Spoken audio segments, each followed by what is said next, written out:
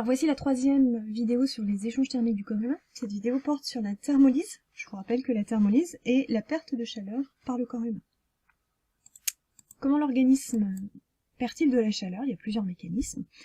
D'abord, comme tout corps chaud, le corps humain, il émet un rayonnement thermique. Ce rayonnement thermique, il est sous forme d'infrarouge. On le voit ici, il est enregistré sur une caméra infrarouge. Cette perte par rayonnement est très importante, parce que ça correspond à 60% de la perte de chaleur totale de notre corps. En contact avec la surface de l'air, notre peau va également se refroidir. C'est une perte par convection, l'air circule à la surface de la peau. Évidemment, cette perte de chaleur par convection va être plus importante si l'air est froid. Donc ce que l'on va faire, c'est que pour se protéger de cet air froid, on va porter une couche de vêtements. Cette couche de vêtements va permettre d'isoler une couche d'air entre notre peau et le vêtement, et donc de limiter la perte par convection. Si par contre il y a du vent, dans ces cas-là la convection elle est forcée, c'est-à-dire qu'on augmente la circulation de l'air, dans ces cas-là la perte de chaleur est également augmentée. Lorsqu'on nous parle de température ressentie et de température réelle, en fait la température réelle c'est la température qu'il fait, mais la température ressentie tient compte de la force du vent. Donc si on a du vent l'hiver, la température ressentie va être plus froide. Inversement, si on a du vent l'été, la température ressentie va être plus fraîche qu'elle ne l'est réellement.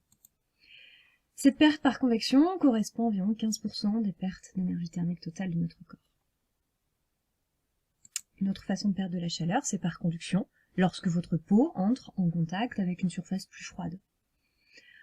On le sent très bien, par exemple, lorsque quelqu'un s'est assis sur la chaise avant nous, lorsqu'on s'assoit, cette chaise est chaude. Eh bien, elle est chaude parce qu'il y a eu de la chaleur qui a été évacuée par conduction par la personne qui était assise précédemment.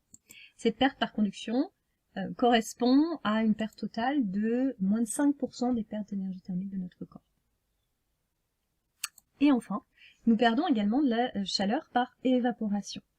Donc notre peau possède des pores, des petits trous, par lesquels de l'eau va être sécrétée. Cette eau, il est sécrétée à l'état liquide. Mais très rapidement, cette eau va passer à l'état gazeux. C'est ce qu'on appelle la vaporisation. Des mesures physiques ont prouvé que cette vaporisation était associée à une perte de chaleur. Donc quand on transpire, eh bien on va perdre de la chaleur. Cette perte totale par évaporation correspond à environ 20% de la thermolyse. Mais évidemment, c'est très variable.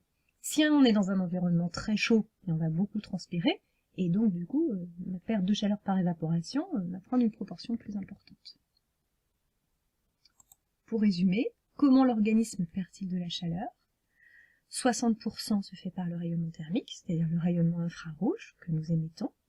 15% par convection au contact de l'air qui circule à la surface de notre peau, 5% par conduction lorsque notre peau entre en contact avec une surface plus froide, et enfin autour de 20% se fait par évaporation lorsque nous transpirons. Globalement, il a été mesuré que la puissance thermique perdue par un corps humain correspond à 100 watts. Ceci signifie que globalement, par seconde, le corps perd une énergie thermique qui est équivalente à 100 joules.